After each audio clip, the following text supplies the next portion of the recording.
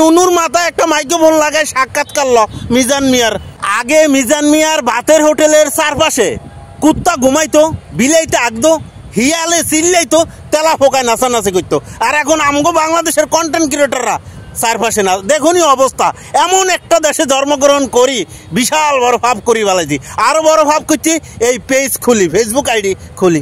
এই মহিলা আবার রান্না করতে গেছে মিজান মিয়ার ভাতের হোটেলে। কিছু মহিলা দেখি যে রান্না করে, তরকারি কুটি দেয়, অথচ ঘরে জামাই আইলে ফুটকি টুটকি ঘুরাই, সে অন্যদিকে ঘুরে থাকে। জামাইয়ের সেবা করার দরকার নাই, অন্য বেটার হোটেলে যাই হাতে রান্না বান্না করে। দেখছো নি? ওরে বাবুরে বাবু, কি খুশি।